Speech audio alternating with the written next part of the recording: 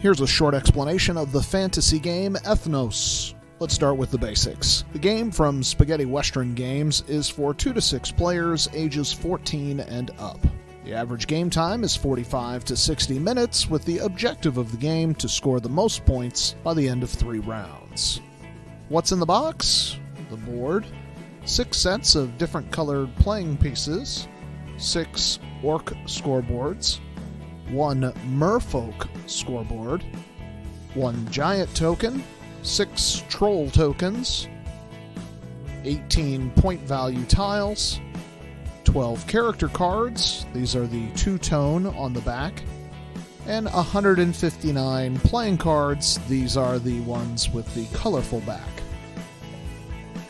To set up, place the board in the center of the playing area. Each player should collect their color playing pieces and place one of their pieces on the starting area of the scoreboard. For the rest of this explanation, we will show you the game for 4 or more players. Later, we'll show you the difference when playing with less people. Next, take the 18-point value tiles and shuffle them. Place them in these squares face down until all of the tiles are in place. Once they are in place, flip them over and rearrange the tiles in each section from lowest to highest. Next, take the 12 character cards and shuffle them. Flip over the top 8 cards. These are the characters that will be in play for this game. Next, go through the playing cards and remove all of the cards that are not going to be in play for this game. You will also need to remove the 3 dragon cards. Shuffle the remaining playing cards, deal 1 card to each player. Deal face-up 8 cards along the side of the board like this. Now split the deck in half. Take the bottom half and place the 3 dragons into it. Reshuffle the bottom half of the cards. Then rejoin the 2 halves of the deck as they were before. Depending on which characters are in play for the game, you will also need the appropriate extras for trolls, giants, orcs, and merfolk. On a player's turn, you can either draw a card, or you can play a set of cards. If you draw, you can draw any one of the cards from the discard area, or you can draw 1 card from the draw pile. Before we get into the gameplay, we will go over some of the other aspects of the cards and board. As you look at the board, you can see that the Kingdom of Ethnos and how it's divided into 6 regions. Each region has a different color on it. When you look at the playing cards, you will also see that they have the same colors and corresponding names on the cards. Each of the 12 characters have different abilities depending on how they are used in the game. We'll go over more about that in just a few minutes. There are several different ways to score points in this game. First is to place and hold the most amount of control tokens in a particular region. You can see how much each region is worth in each round here. In the first round, whoever has the most control tokens receives this amount. In the second round, whoever has the most receives this amount, but the person with the second most would get this amount. And then in the third round would follow in the same suit. In order to place a control token, you have to play a set of cards. The number of cards needs to be 1 greater to the number of control tokens you already have in that region. So if you have none, it would need to be 1 card. If you have 2 tokens, you would need to play at least 3 cards. In order to play a set of cards, they need to either be all of the same kind of character or all of the same color. One of the cards in the set must be chosen as the leader. If the cards are all of the same color, then that is the color region that you would place your control token. If the set of cards are all of the same character, choose the color you wish to be the leader and then place your control token in that region. Any cards that are remaining in your hand not used in the set must be placed into the discard area. If you ever have 10 cards in your hand, you must play a set of cards during that turn. You cannot draw another card. Now, depending on which card you select as the leader of your group will determine the other actions that you need or can take. The Centaurs. With them placed as leader of a set, it means that you can immediately place another set within the same turn if you are able. After that second set, you will then have to place your remaining cards into the discard area. Unless the second set is also led by a centaur, then you would be able to play another set if able. When you place a set of cards with the elves as leader, you may keep in your hand the same amount of cards that you just played in the set. So for example, you have a total of 7 cards. You play 3 cards in the set with the elf as leader. You may keep 3 of the remaining 4 cards in your hand and only need to get rid of 1 card to the discard area.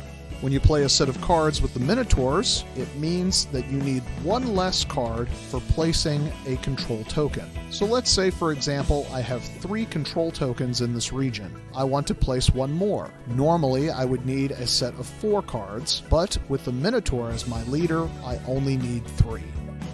When you play a wizard as the leader, once you discard your remaining cards to the discard area, you may now draw new cards from the face-down pile equal to the number of cards you played in the set.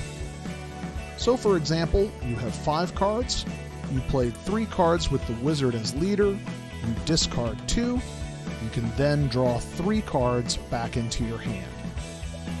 When you place a set of cards with the wing folk as leader, regardless of the color, you may place a control token into any area where the right number of cards apply.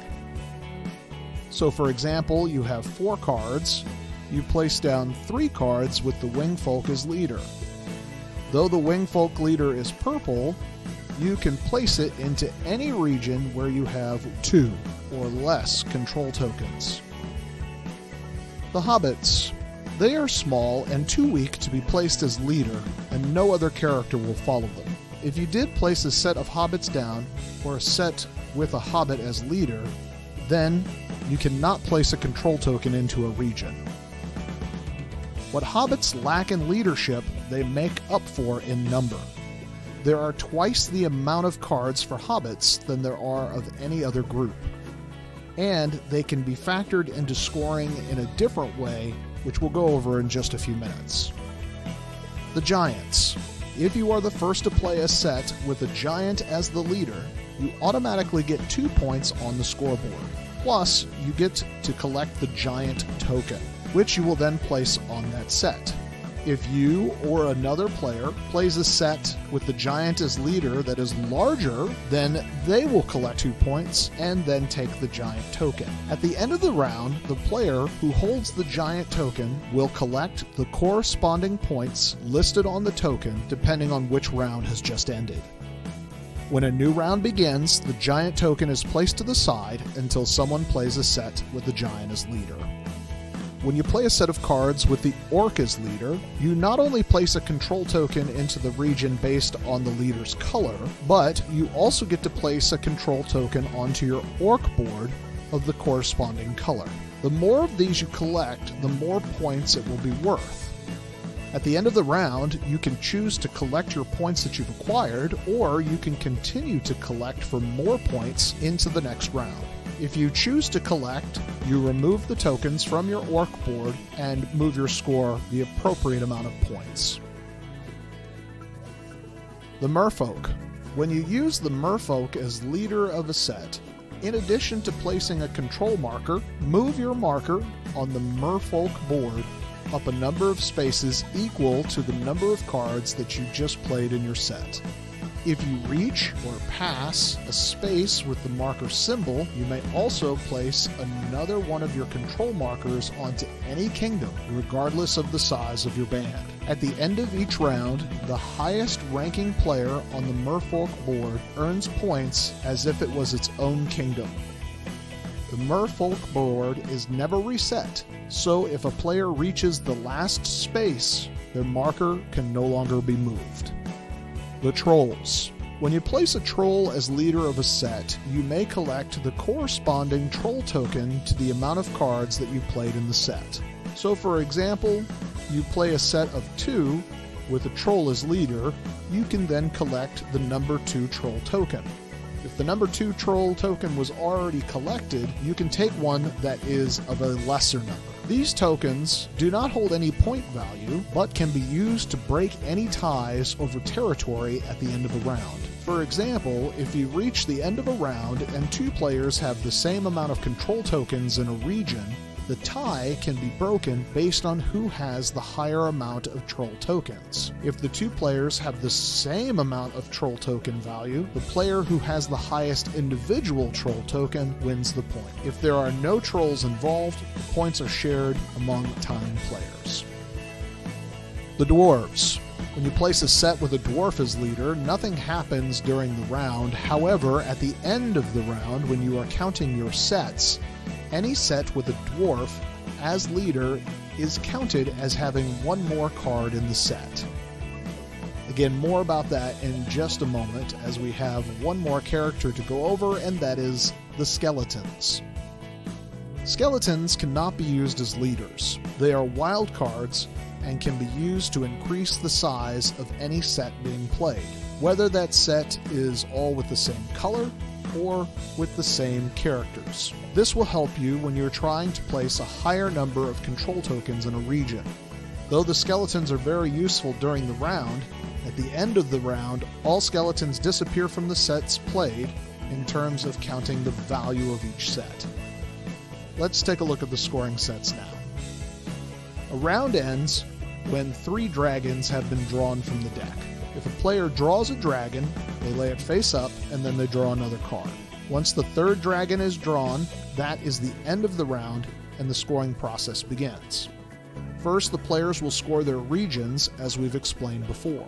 Next, the players should score any of their extra boards, like orcs, merfolk, and giants. And then finally, they look at each set of cards that they played during the round. Remove any of the skeletons from each set. Now you will collect points based on the size of each set.